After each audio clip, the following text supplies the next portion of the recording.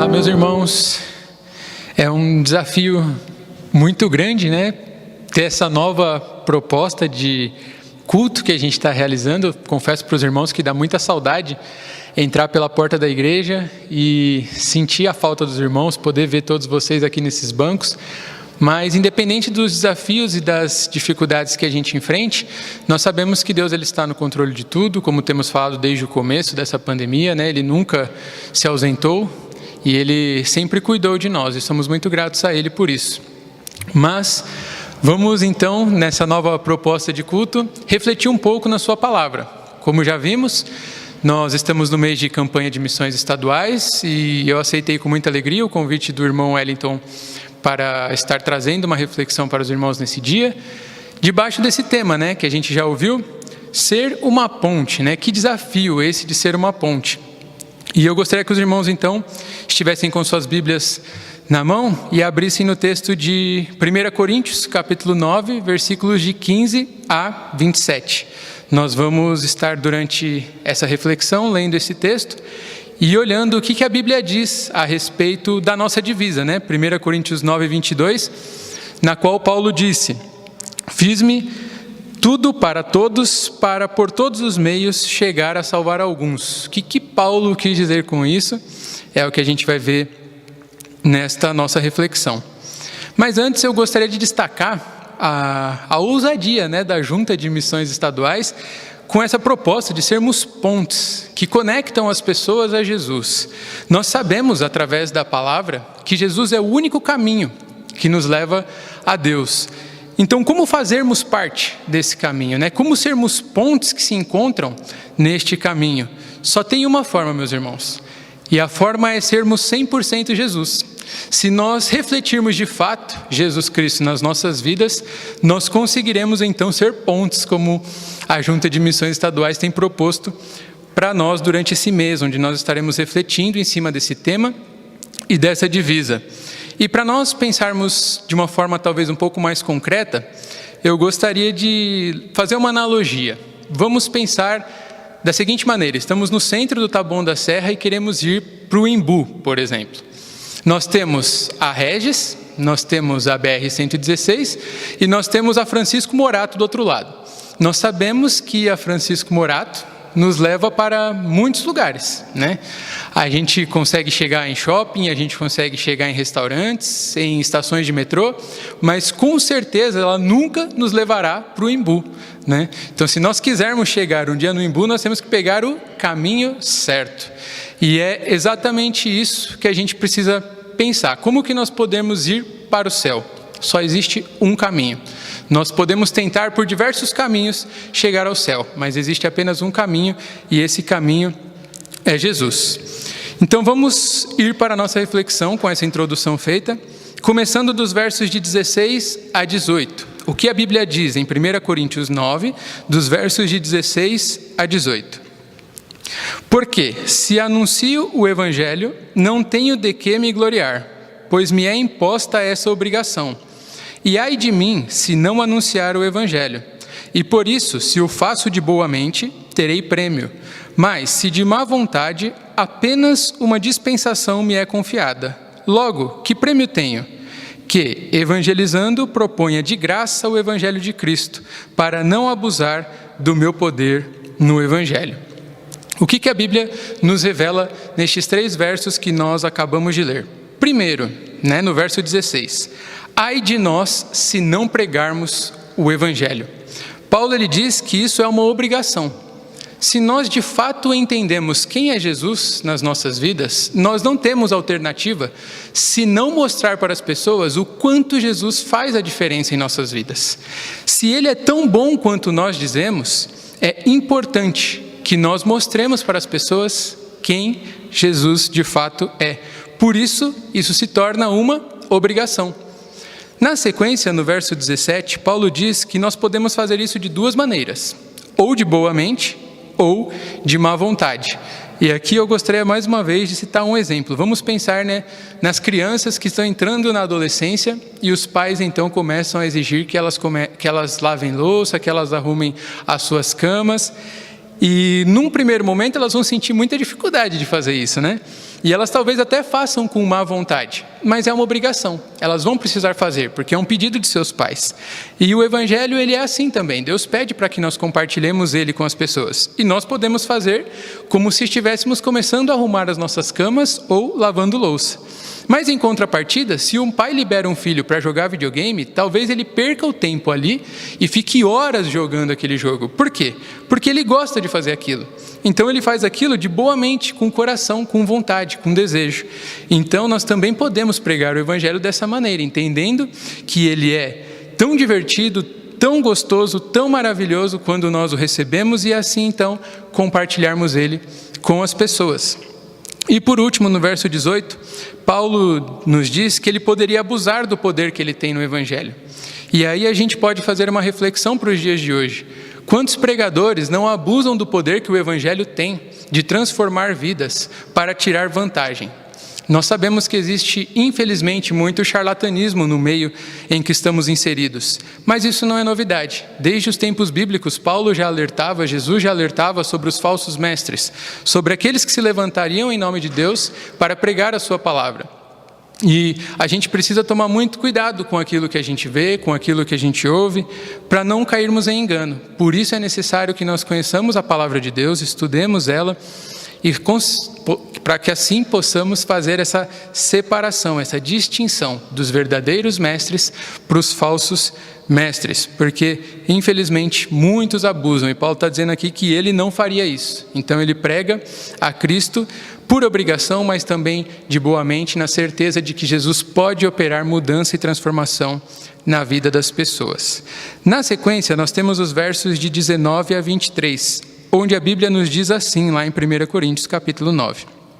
Porque, sendo livre para com todos, fiz-me servo de todos, para ganhar ainda mais.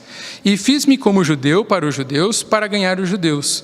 Para os que estão debaixo da lei, como se estivera debaixo da lei, para ganhar os que estão debaixo da lei. Para os que estão sem lei, como se estivera sem lei, não estando sem lei para com Deus, mas debaixo da lei de Cristo, para ganhar os que estão sem lei. Fiz-me como fraco para os fracos, para ganhar os fracos.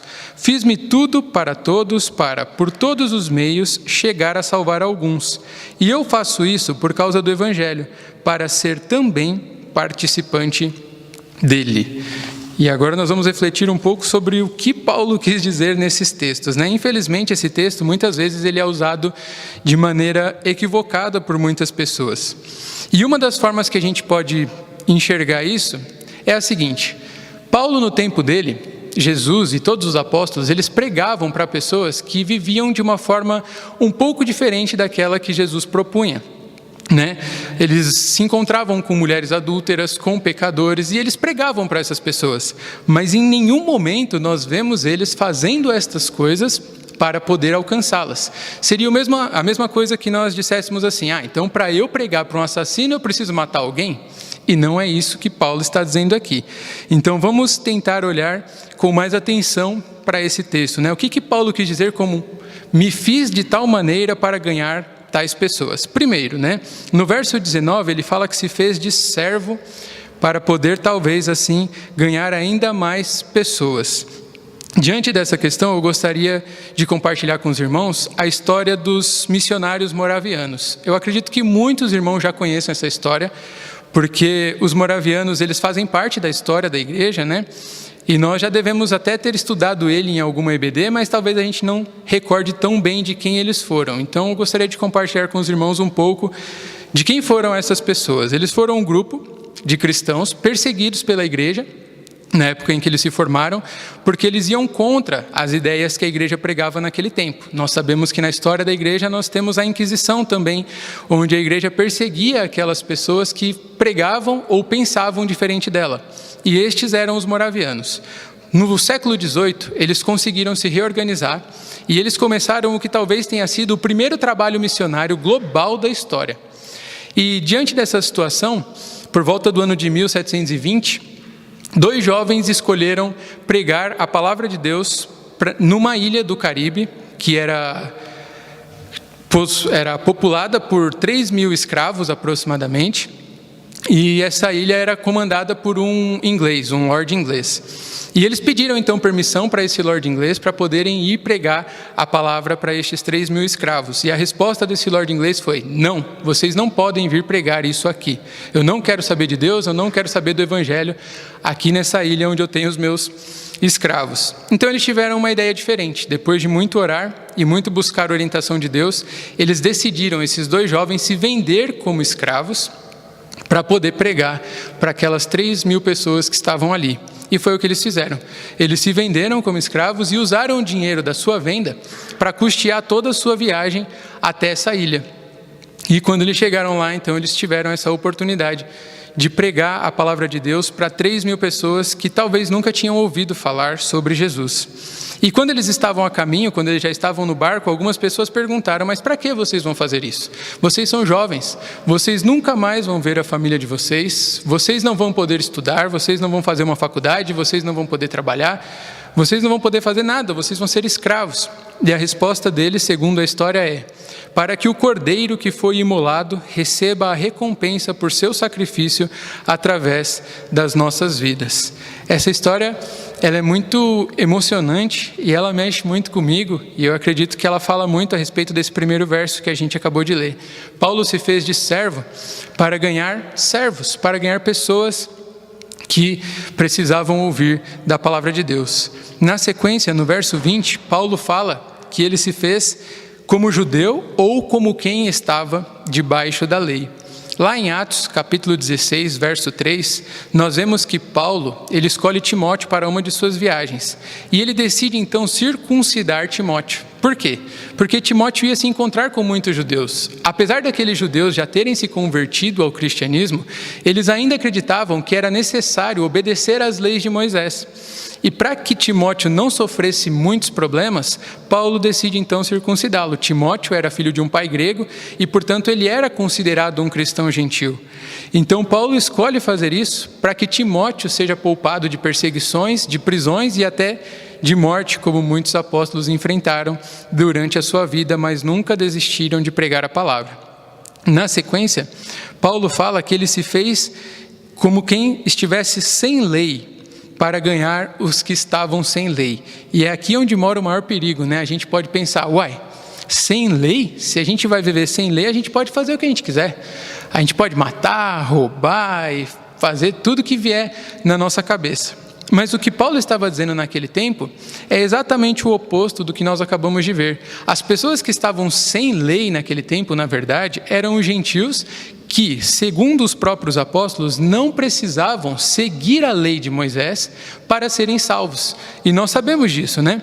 Nós sabemos que ser circuncidado ou não influencia na nossa salvação. Se nós quisermos, depois de sermos salvos, seguir a lei de Moisés, não há problema nenhum nisso. Mas não é a lei de Moisés que é o caminho que nos leva a Deus. O único caminho, como já destacamos, é Jesus Cristo. A fé em Jesus Cristo. A salvação é pela graça em Jesus Cristo. E era isso que Paulo estava dizendo quando ele falava então de ser uma pessoa sem lei. E ele destaca bem que ele não estava sem lei para com Deus, né? Então ele não cometia crimes, muito pelo contrário. Ele só não pregava, por exemplo, para gregos e romanos que eles precisavam se circuncidar e seguir as práticas dos judeus para serem salvos. E nos últimos 2 versos, nós vemos Paulo falando a nossa divisa, né? Fiz-me tudo para com todos, para de alguma forma ganhar alguns. E aí a gente pode trazer para o nosso contexto mais recente, né? Nós temos aqui na nossa igreja o irmão Flaviano, eu peço desculpa por usar o nome dele, ele não está aqui presente, mas ele faz parte de um motoclube, né? Então ele tem acesso a pessoas que fazem parte desses motoclubes. Muitas vezes ele compartilha momentos com essas pessoas através das motos que eles têm esse acesso uns aos outros. Mas nós podemos ver também que geralmente um motociclista ou um motoqueiro, eu não vou saber também qual que é a expressão correta, eles não usam ou eles não se comportam da mesma maneira que os outros que fazem parte deste mesmo meio. Eles fazem a diferença ali onde eles estão inseridos. Então, enquanto a maioria deles tem uma vida boêmia e depravada, aqueles cristãos que fazem parte disso vivem uma vida diferente. Então, é mais fácil para o irmão Flaviano ter acesso a essas pessoas e conseguir compartilhar de Jesus com essas pessoas. Um outro exemplo que a gente pode citar são os torcedores de futebol, né? Nós temos muitos jovens na nossa igreja que gostam de estar no estádio, acompanhando o seu clube, mas nós sabemos também que nós não podemos nos comportar como as pessoas que estão lá. Enquanto a maioria delas está xingando o juiz, o time adversário, o próprio time, às vezes até o próprio técnico, os nossos jovens cristãos devem se comportar de forma diferente. Porém, por estarem lá, eles têm mais acesso àquelas pessoas. Fica mais fácil para eles pregar para aquelas pessoas. A gente pode fazer também a seguinte analogia. Imaginem o pastor, ou eu, ou qualquer outro irmão da igreja, chegando num estádio de futebol ou em um destes motoclubes, de terno e gravata, e tentarmos pregar a palavra para essas pessoas. Dificilmente eles vão nos ouvir. Mas como os nossos jovens, o irmão Flaviano também, já tem uma roupa mais característica destes grupos, só de chegar lá, eles já são aceitos naturalmente. Era mais ou menos isso que Paulo estava dizendo aqui. Inclusive, Paulo ele se vale do direito de ser cidadão romano em alguns momentos, para poder chegar até Roma e pregar a palavra de Deus. E também até para se livrar da morte, não até o fim de sua vida, pois infelizmente a história revela que por conta de pregar o evangelho e ir contra muitas ideias daquele tempo, ele acabou sim sendo martirizado também. Mas aí nós vamos para os últimos versos, os versos de 24 a 27, onde a Bíblia nos diz o seguinte: não sabeis vós que os que correm no estádio, todos na verdade correm, mas um só leva o prêmio? Correi de tal maneira que o alcanceis. E todo aquele que luta, de tudo se abstém. Eles o fazem para alcançar uma coroa corruptível, nós, porém, uma incorruptível. Pois eu assim corro, não como a coisa incerta, assim combato, não como batendo no ar. Antes, subjugo o meu corpo e o reduzo à servidão, para que, pregando aos outros, eu mesmo não venha, de alguma maneira, a ficar reprovado. O que nós vemos nesses últimos versos, já partindo aí para o nosso desfecho, para a nossa conclusão. Primeiro, nos versos de 24 a 26, Paulo ele revela que o Evangelho ele tem um poder de transformação genuína, de nos transformar agora de apenas competidores a campeões. Nós não corremos mais por nada, nós não lutamos mais por nada, nós fazemos isso para vencermos. E aqui, o que eu quero dizer com vitória, não é um carro zero, não é uma casa nova, não é um salário astronômico, mas é a certeza da nossa salvação. Essa é a coroa incorruptível que Paulo está falando para nós aqui. Enquanto muitas pessoas correm atrás de coisas que podem ser corrompidas, que se deterioram, nós corremos atrás da certeza de uma eternidade ao lado do nosso Deus. E porque nós temos essa certeza, nós voltamos aos pontos que nós levantamos antes. É obrigação nossa compartilhar isso com as pessoas. E nós podemos, através dessa nossa obrigação, fazer isso de boa vontade, compartilhando com pessoas de várias estratégias diferentes o amor de Cristo. E por último, no verso final, Paulo ele fala que subjugou o seu corpo e o reduziu à servidão. Isso revela que a vida cristã, ela é inevitavelmente sacrificial. Para um lutador vencer a sua batalha, ele precisava se abster de algumas coisas. E o que a Bíblia nos revela? Que nós precisamos, como cristãos, nos abster daquilo que nos afasta de Deus. E o que nos afasta de Deus? O pecado, o mal. Nós sabemos que isso é a única coisa que pode nos separar de Deus. Porém, Jesus morreu numa cruz para nos salvar e com o seu sangue nos limpar e nos purificar de todos os nossos pecados. Por isso ele é o caminho, por isso ele é a verdadeira ponte. Então, concluímos o seguinte: nós somos, primeiro, obrigados a pregar o Evangelho, a pregar Jesus Cristo. Segundo, através dos nossos dons e das nossas facilidades, nós precisamos desenvolver estratégias para pregar a palavra de Deus. E por último, a pregação do Evangelho, ela provoca inevitavelmente mudanças e sacrifícios na vida de quem a aceita. Mas nós sabemos também que, infelizmente, muitas pessoas se recusam a aceitar essa palavra. Por fim, Jesus é o caminho, o único caminho que garante o acesso direto ao Pai através de sua graça e da salvação. Mas, uma vez que nós escolhamos esse caminho, o passado ele deve ser deixado para trás. Lembremos da analogia que fizemos no começo. Só existe uma forma de nós chegarmos até o céu. Só existe um caminho. E esse caminho é Jesus. E durante esse caminho, nós não teremos distrações. Dificilmente nós encontraremos, durante esse trajeto, o shopping Pecadão, o Pecadonald's, o Cinemaus. Tudo isso já era, meus irmãos. Talvez nós encontremos o shopping Salvação. E ali nós também encontremos as virtudes, os dons que precisamos, bondade, amor, paz. É exatamente disso que precisamos. Jesus é o único caminho que nos leva a Deus. E nós só seremos pontes se formos 100% igual a Ele. Esse é o nosso desafio. Que Deus nos ajude.